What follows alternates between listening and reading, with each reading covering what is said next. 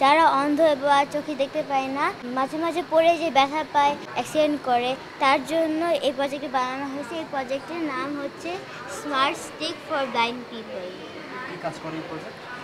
এই প্রজেক্টটা হলো অন্ধ মানুষ বা যারা চোখে দেখতে পারে না তাদেরকে ডিটেক্ট করে যে সামনে কি অবজেক্ট বা কিছু আসে নাকি, তাদেরকে বলে যদি কোনো ব্যথা পায় বা এরকম টেকনিক্যালি অ্যালার্ট দেয় যখন সামনে কিছু থাকে।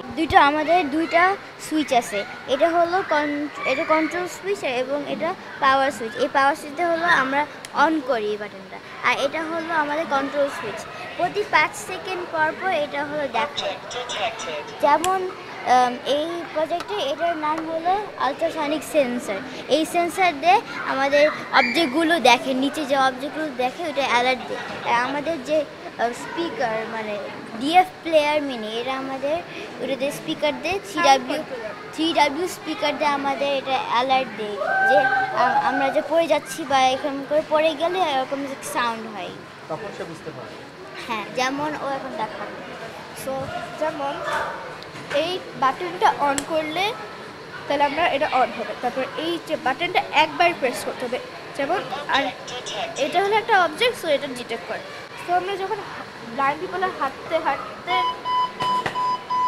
এরকম সাউন্ড করে,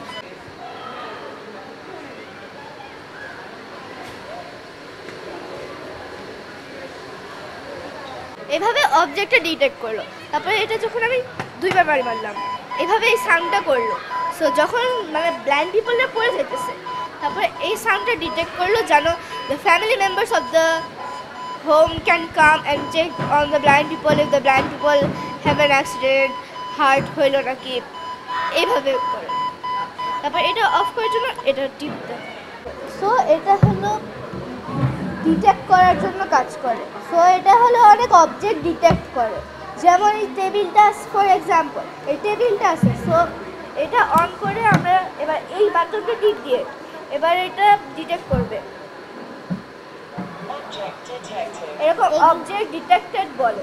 এগুলো অন্ধ মানুষদেরকে অ্যালার্ট করে, যদি ফ্যামিলি মেম্বার হেল্প করে বা হলো সামনে পিছে যারা আসে রাস্তায় হাঁটার সময়, তারা যদি অ্যালার্টটা পায় তারা ইমিডিয়েটলি সরে যেতে পারে বা হেল্প করবে।